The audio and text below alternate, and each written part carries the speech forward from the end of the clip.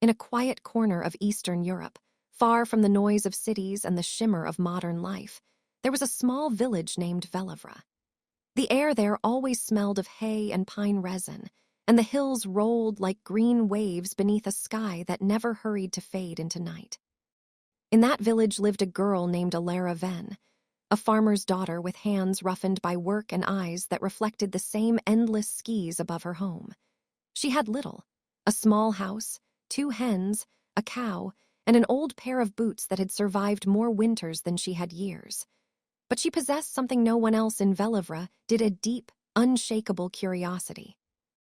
Every morning before the sun rose, Elara would walk to the river that curved behind the village, carrying a basket of crumbs for the pigeons.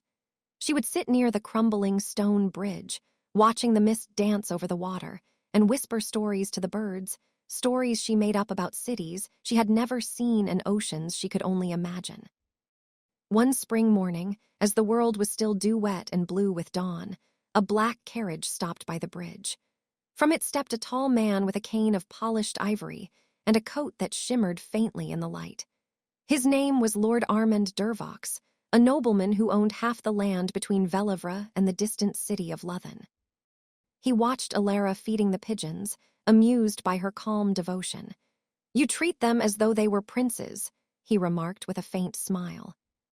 "They're just hungry travelers," she replied simply, not realizing that this was the first sentence she'd ever spoken to a nobleman.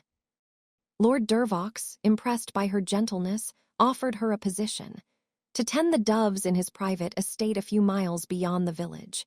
He promised fair pay and a place to sleep among the gardens. With no reason to refuse, and with her curiosity tugging at her heart, Elara agreed.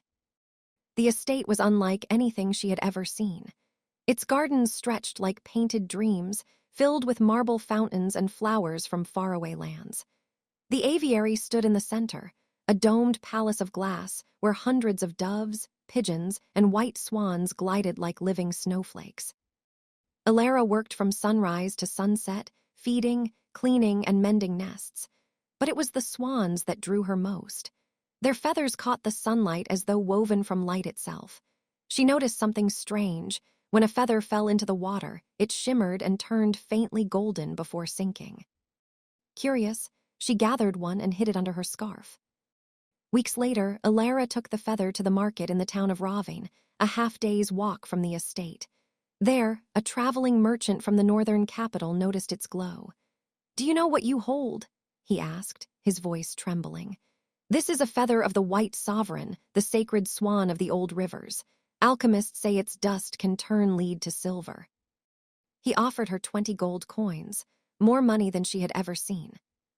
That night, Elara lay awake, staring at the moon, realizing that she held in her hands something greater than chance: a fortune born of feathers. Over the next months, Elara carefully collected fallen swan feathers, never plucking, never harming, only gathering what nature offered. She sold them to jewelers, apothecaries, and finally to the royal court in Lothen, where nobles began wearing swan plume brooches as symbols of wealth and purity. When the king himself ordered a cloak woven entirely of swan feathers, Elara was summoned to deliver them personally. Her journey to Lothen took her through forests heavy with fog, villages lit by oil lamps, and mountains where the wind howled like ghosts. Along the way, people spoke her name with awe: the feather girl from Velivra. By the time she reached the capital, she was no longer a servant.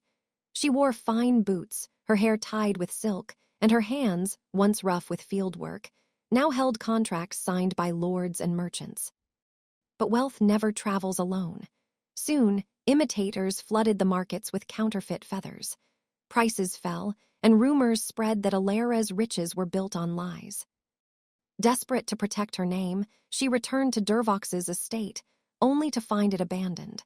The lord had died months earlier, and the aviary was silent.